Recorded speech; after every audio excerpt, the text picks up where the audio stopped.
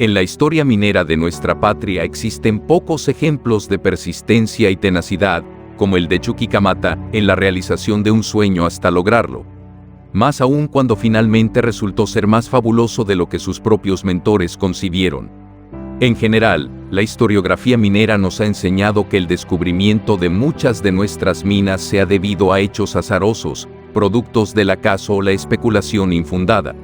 Mucho de eso es cierto, pero ese planteamiento es erróneo cuando se trata de la historia de nuestras minas de cobre y su gente, en la que se vislumbra la idea de empresa.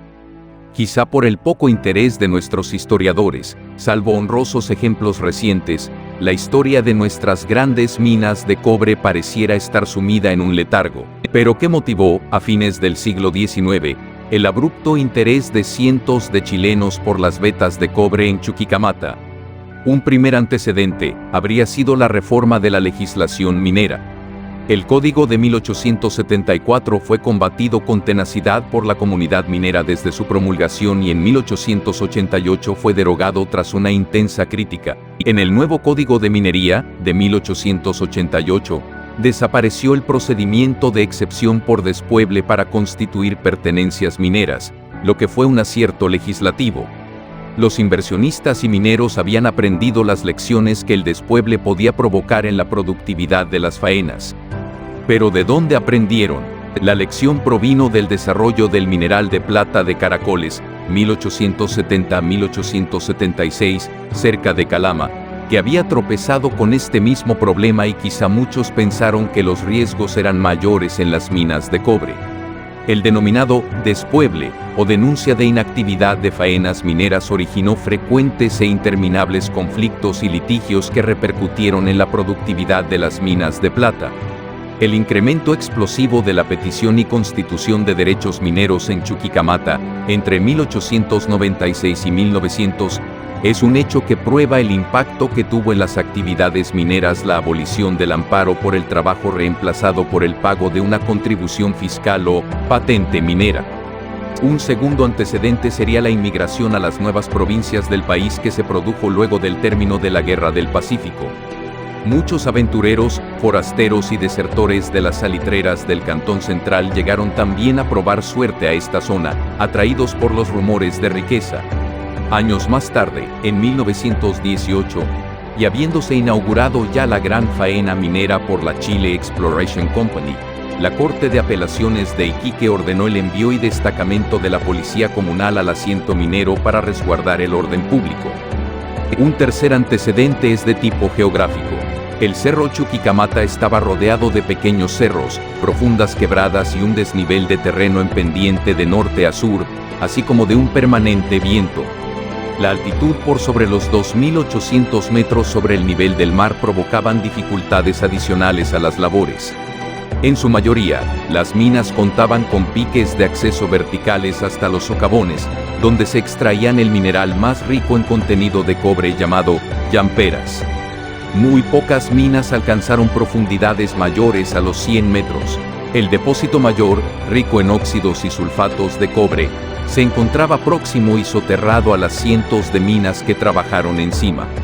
Es sensato imaginar que los pirquineros pensaron que existía una potencial riqueza, pues la apertura de nuevos piques en un área tan grande, aproximadamente 970 hectáreas, solo les mostraba que existían más y más vetas de cobre. Al principio del siglo XX nacieron dos sociedades mineras que potenciaron el descubrimiento en Chuquicamata del enorme depósito porfírico. Primero, la Compañía de Cobres de Antofagasta, y luego, la Sociedad Explotadora de Chuquicamata.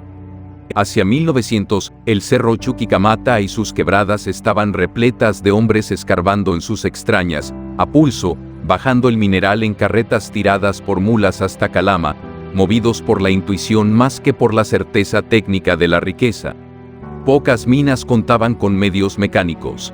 Ya sobresalían algunas faenas como la mina Rosario del Llano, Restauradora, Zaragoza o San Luis, verdaderos iconos de los pirquineros de esa época. Sin embargo, las entrañas de la tierra estaban entregando los primeros antecedentes del tesoro oculto. Se habrían necesitado quizá otros 50 años más para que a ese ritmo y tecnología se descubriera el depósito porfírico de cobre.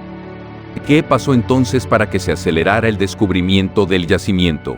El profesor Gerardo Martínez ha sostenido que los norteamericanos Guggenheim ya conocían la riqueza de Chuquicamata en 1900, pues habían arrendado a la compañía minera Huanchaca la fundición de Playa Blanca en Antofagasta, lo que les habría posibilitado el conocimiento del rendimiento de los piques de la zona, existiendo al respecto un informe del ingeniero Fritz Mella de ese año. Jorge Alvear Urrutia sostiene la tesis de que fue la Compañía de Cobres de Antofagasta, 1899 a 1904, cuyos socios eran el comerciante escocés Norman Walker y la Duncan Fox Cia, una importante sociedad inglesa, la que intentó la primera experiencia empresarial para la explotación de las minas de Chuquicamata, pues hay que recordar que el asiento minero estaba repleto de faenas sin unificar. La tesis del profesor Martínez es muy razonable dado que la sociedad explotadora de Chuquicamata se constituyó en 1903 y ese mismo año aparece suscribiendo un contrato de arrendamiento de sus pertenencias mineras al banquero norteamericano Albert Burrage, activo consejero de los Guggenheim. Sin embargo, ambas sociedades singulares, como veremos, fueron formadas por personajes que no desoyeron las historias de los piquineros. Además, la multiplicidad de faenas mineras hacia 1900, alrededor de 60 piques, alentaba la esperanza de encontrar otro tipo de mineral que no fuera el cobre. En ese sentido, el paradigma de Caracoles estaba muy presente en la mente de los mineros. Los norteamericanos buscaron otro camino para disminuir el riesgo de la inversión y eso dio nacimiento a las sociedades mineras, las que fueron capaces de ir concentrando las pertenencias, de modo de ampliar la base extensiva de la explotación e intensificándola debido a las directrices planificadas del laboreo bajo una sola empresa. Por ello, las sociedades mineras no utilizaron las figuras legales del nuevo Código de Minería de 1888 o el viejo contrato de avío, sino que fueron creadas como sociedades comerciales reguladas por la legislación civil y comercial, lo que indica un abandono desuso paulatino de la institucionalidad minera societaria. La mayoría de los socios de estas entidades eran empresarios, comerciantes, de Antofagasta y Calama. Sus esperanzas se concentraron, sin embargo, en la explotación tradicional de las vetas y filones superficiales, aunque algunas de ellas llegaron a importantes volúmenes de producción. Así, la explotación de las llamperas o filones superficiales, 5 o 6 metros de profundidad, que eran los más ricos, además de una baja masa de cobre nativo. Ya en 1898 se vislumbraban los principales problemas que la explotación ofrecería al proyecto minero posterior. La falta de agua, a pesar de la cercanía del río Loa a unos 18 kilómetros de la explotación in situ. La dificultad consistía en cómo traer la necesaria hasta las minas y hacerlo en la cantidad suficiente. Resulta gráfica una petición de Merced de Aguas de 1904. Aun cuando existía un camino carretero natural que unía el sector de Chuquicamata con el pueblo de Calama, debe recordarse que ambos distan 270 kilómetros del puerto de Antofagasta y 177 kilómetros del puerto de Tocopilla. La falta de un poder de compra atractivo, este clásico escollo de la actividad minera, era una realidad en estos años. Calama, como pueblo, ofrecía en 1898 solo como compradores a los señores Régulo Parodi, Félix Rojas y José Toyos, connotados vecinos de principios de siglo. Por lo mismo, se producía un fenómeno persistente de bajos precios para minerales que se vendían en bruto, sin molienda y, menos aún, tratamiento y fundición. Y por último, las fluctuaciones en el precio del cobre. Ante este panorama, los mineros debían esperar los altos precios del cobre para iniciar una explotación o volver a ella. De hecho, muchas minas fueron abandonadas antes de 1898, año en que el precio subió.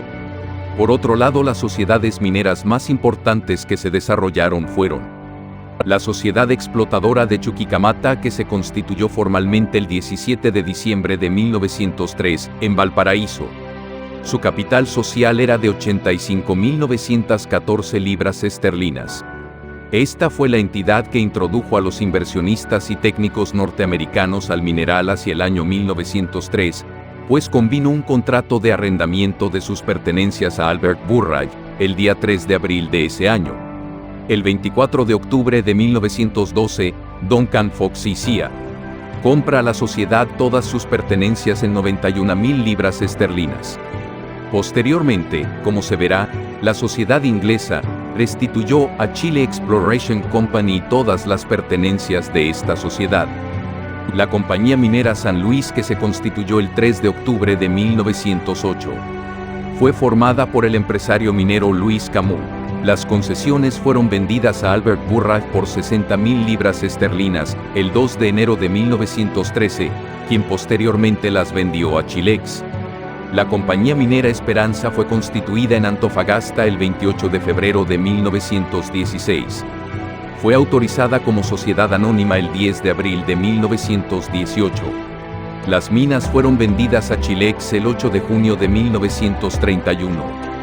La Compañía de Minas y Fundición de Calama, que fue formada por Enrique Villegas y Walter Goa Andros, construyó el establecimiento de fundición y beneficio de minerales, Chorrillos, y constituyó derechos sobre los siguientes bienes: merced en el río Loa a Carlos Ábalos, derechos de arrendamiento terreno fiscal otorgado a CIA de Minas por Decreto Supremo N. Grado 2199, Ministerio de Hacienda, de 22 de junio de 1904, concesión para construir ferrocarril entre el Mineral de San José de Labra y el kilómetro 20 del ferrocarril de Antofagasta a Bolivia 33.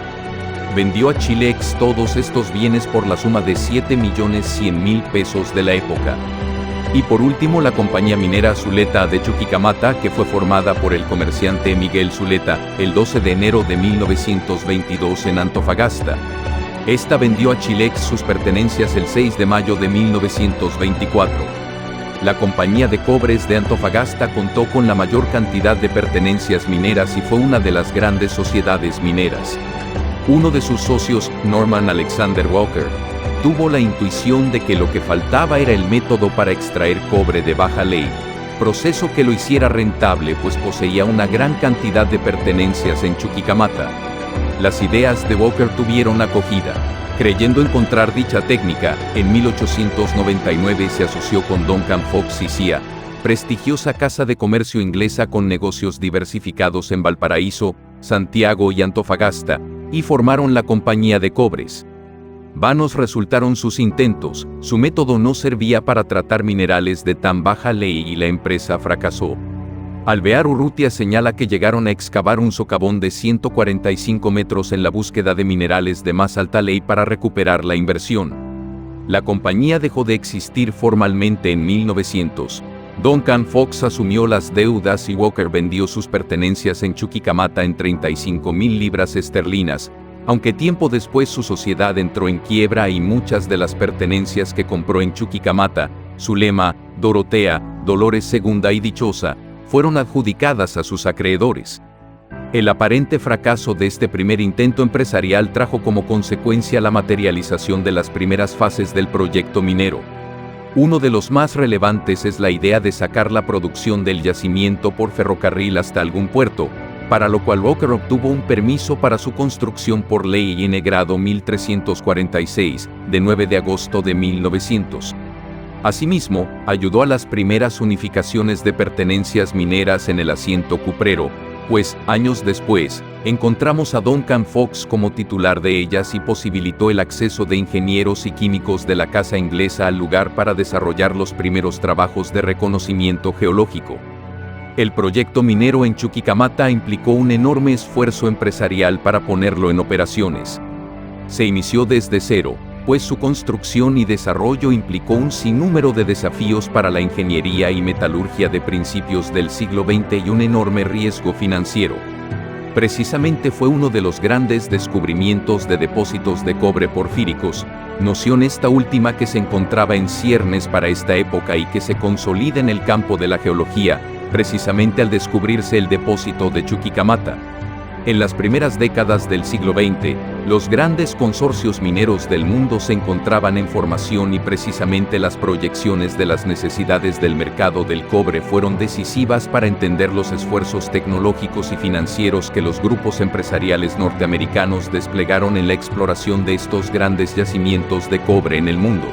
Por ello es que a fines de 1880, al final del primer ciclo del cobre en Chile, la masificación en el uso de la energía eléctrica en Estados Unidos trajo insospechadas consecuencias para la minería cuprera. Así, cuando nuestros principales yacimientos de cobre sufrían una crisis de producción, en los Estados Unidos, pequeños consorcios mineros se afanaban en inventar técnicas de aprovechamiento de yacimientos de cobre de baja ley. Un pionero en la materia fue el fundador de Anaconda, Marcus Daly.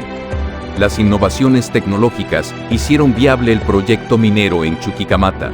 Estas se resumen en aspectos metalúrgicos propiamente tales, ya que los cobres de baja ley fueron explotados gracias al descubrimiento de la lixiviación por solventes, la electrólisis y nuevos métodos de planificación minera.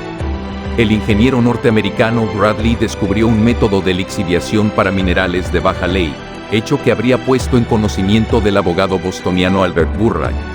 El ingeniero Capellan Smith, quien estuvo a cargo de los trabajos de puesta en marcha del mineral el teniente de Braden Copper en 1904, parece ser quien perfeccionó este método.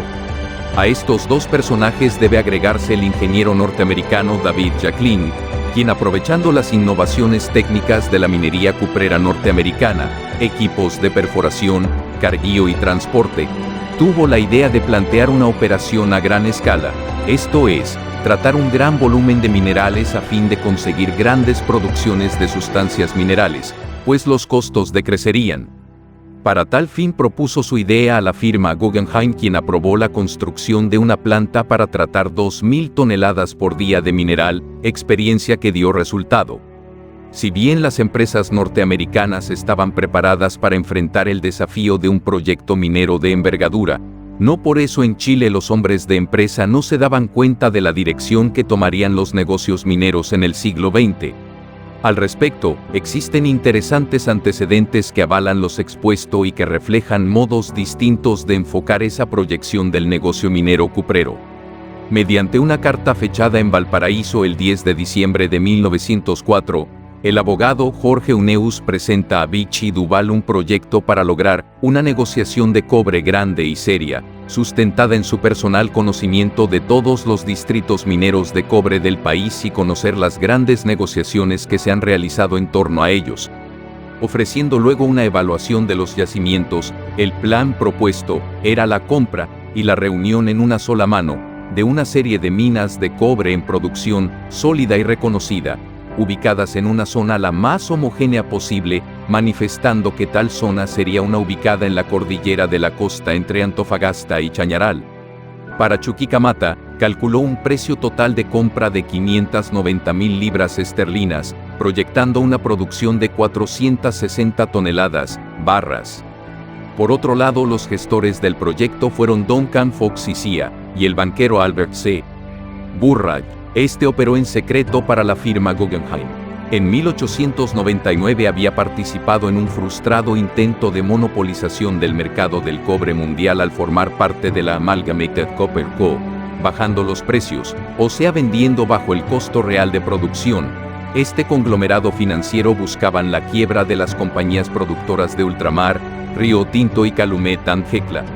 En 1903 el intento fracasó. De modo que Burrage sabía perfectamente lo que podía pasar si conseguía que el fracasado proyecto de Duncan Fox en Chile resultara, pues ya había sido probada con éxito la técnica de Bradley en yacimientos de Montana. Para tal efecto se contactó en Londres con los altos ejecutivos de Duncan Fox Cia. Quizás esta sea la etapa más desconocida en la historia minera de Chuquicamata, pues no se sabe con certeza qué acordaron el señor Burrage y Duncan Fox Cia. La tesis que al respecto se ha elaborado es que la segunda vendió sus pertenencias al primero, a través de un contrato ad referendum en diciembre de 1910. La formalización del acuerdo habría incluido la venta, en Estados Unidos, de las pertenencias de Duncan Fox y acuerdo regulatorio para la transferencia de dichas pertenencias en Chile, un mandato para adquirir la mayor cantidad de pertenencias en el sector, así como las autorizaciones y permisos que la firma inglesa consiguió. En 1911, Burrage envió al ingeniero Fritz Mellá a realizar los primeros trabajos en terreno. Sus representantes, ante el evento de no cumplirse en Chile lo acordado con Duncan Fox, formalizaron un contrato de arriendo con la sociedad explotadora de Chuquicamata con fecha 3 de abril de 1911 en Valparaíso, pertenencias que finalmente esta sociedad vendió a Duncan Fox y Cia en 91.000 libras esterlinas, con el fin de no perder terreno. Aparentemente Guggenheim Brothers, poderoso grupo empresarial norteamericano, supo de estas negociaciones de su empleado y trataron, primero, de tomar la delantera comprando concesiones e investigando en el terreno mismo, y luego las tres partes formalizaron un acuerdo a fin de completar el proyecto, sobre la base de lo que ya se había hecho y con la finalidad de que pasara desapercibida.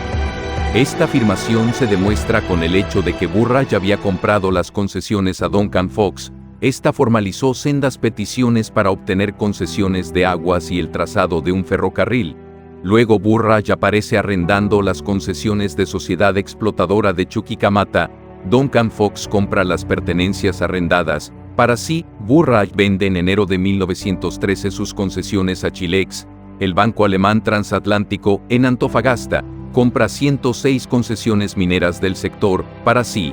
Y todos estos actores transfieren la totalidad de las pertenencias, 120, a Chilex, estableciendo una cláusula que ilustra bien el sigiloso manejo en las compras de pertenencias para evitar la especulación financiera en el asiento minero. Sin embargo, Albert Burrage trabajaba hacía muchos años con Guggenheim y toda la información que pudo reunir relacionada con el asiento minero en Chuquicamata le fue suministrada por sus mandantes. Guggenheim inició la fase final del proyecto minero creando, el 11 de enero de 1912, la Chile Exploration Company, Chilex, una sociedad anónima regida por el imperio de las leyes del estado de New Jersey, siendo sus socios fundadores los señores Frank G. Smith, James A. Sullivan y Benjamin Tracy. El capital inicial de Chilex fue de $1 millón, divididas en 10.000 acciones nominativas de $100 cada una, todas de la misma serie. De acuerdo a su acta de constitución y estatus, la sociedad nace para la proyección de negocios mineros fuera de los Estados Unidos en su artículo 3. Sus órganos sociales principales eran el Consejo Directivo conformador por 4 miembros y el Comité Ejecutivo que contaba con 5 miembros nombrados por el Consejo. Como en toda corporation, en el Consejo Directivo existían el presidente, el vicepresidente, el secretario y el tesorero, todos órganos ejecutivos de la sociedad con sus propios deberes y atribuciones. El rol del accionista se ve limitado al voto y al reparto de utilidades. Las acciones suscritas y pagadas por los fundadores representaron el 1% del capital inicial. Sus primeros directivos fueron el presidente, Charles K. Lippmann, su secretario, George Manson, y los señores David A. Crockett y Francis R. Foraker. Esta compañía fue controlada por Chile Copper Company, sociedad de inversiones mineras creada al mismo tiempo en el estado de Maine. Sus accionistas principales eran los hermanos Guggenheim siendo su presidente, el mayor de ellos, Solomon. El capital social de Chile Copper Company era de $95 millones, de los cuales 23 millones fueron aportados en efectivo por los accionistas mayoritarios, los Guggenheim. En 1923, para tomar el control de Ilex, la Anaconda Company compró a los Guggenheim su paquete accionario en esta sociedad. Chile Exploration Company se constituyó en Chile como una agencia, la que fue autorizada por Decreto Supremo de 3 de abril de 1913, disponiendo que la sociedad debía entenderse domiciliada en Chile y sometida a la legislación nacional. El artículo 4 fijó su capital social en $2.722.250 oro de 18 peniques. Al constituirse la agencia de Chile Exploration Company se inician las operaciones de construcción y operaciones de Chuquicamata. En este mineral dirigían la construcción de una planta de tratamiento de óxidos de cobre, el trazado del ferrocarril interno, la apertura de los primeros bancos o áreas de explotación open pit y otras grandes obras. Los ingenieros norteamericanos Walter A. Perkins y Fred Hellman, quienes además representaban a la compañía. Rápidamente se abrieron oficinas en Santiago y Antofagasta desde donde se completó el proyecto minero en sucesivas fases que incluyeron la exclusión de terceros en el sector de la futura área de labores, producto de las características con las cuales se perfilaba este proyecto. Por ello, Chilex compra todas las pertenencias del sector a las sociedades mineras y a los pocos particulares. Esta culmina el 23 de julio de 1913 cuando, por sendas transferencias, Duncan Fox, el Banco Alemán Transatlántico y Albert Burray le restituyen las pertenencias que habían comprado a los mineros y sociedades mineras del sector. Chilex no constituyó ni una sola pertenencia a su nombre sino hasta 1920, consolidando su área de labores en 1924, año que consiguió que la compañía minera Zuleta le vendiera sus concesiones. Por eso, una de las operaciones más difíciles que tuvo que realizar, y que hizo minuciosamente, fue la de reponer linderos en el sector, solicitando la autorización judicial respectiva, con la cual confeccionó un plano detallado del asiento minero. Por otra parte, Chilex pidió una serie de concesiones administrativas y combinó algunos contratos de arrendamiento y servidumbres mineras con el fisco de Chile, además de aquellos derechos que les transfirió Duncan Fox, destacándose el arrendamiento de 2.107 hectáreas de terrenos fiscales al sur de Chuquicamata. Con este contrato Chilex terminó de excluir a cualquier tercero del sector. Asimismo, obtuvo la concesión para construir un ferrocarril de Chuquicamata a Mejillones, en 1913, aunque nunca se concretó su construcción, y el arrendamiento de terrenos fiscales en Tocopilla. Aquí se construyó la planta termoeléctrica que proveyó de energía eléctrica a la faena minera. Estas fases son claves porque dos de las características importantes del proyecto fueron la provisión de agua y energía propias que lo hacían independiente de factores externos. Durante los años 1913 y 1914 se construyó la planta para el tratamiento de los minerales de cobre oxidados y el complejo industrial que permitiría la explotación del yacimiento y el beneficio de los minerales, culminando con un producto de cobre en forma de barras para su comercialización. Asimismo, se proyectó el depósito de los relaves, producto del beneficio, aprovechando la circunstancia de que a menos de 9 kilómetros de las faenas se encontraba un salar seco, Talabre, desde donde se construyó un canal artificial para el depósito de aquellos. Los derechos de agua los obtuvo por compra que hizo a la Compañía Minera y Fundición de Calama y otras que pidió directamente en el río Salado, el río Toconce y otros afluentes del río Loa. El 18 de mayo de 1915, en una ceremonia efectuada en los salones de un centro social de Tocopilla, se inauguraron las faenas. El presidente de la República de la época, Ramón Barros Luco, desde el Palacio de la Moneda, en Santiago, activó un circuito eléctrico, que simbólicamente inició las operaciones de la planta termoeléctrica de Tocopilla y por ende de Chuquicamata. En las faenas se comenzaron a utilizar los mejores medios técnicos de que se disponía en la época para la remoción de cientos y cientos de toneladas de minera, el cual el primer año produjo 4.962 toneladas de cobre fino.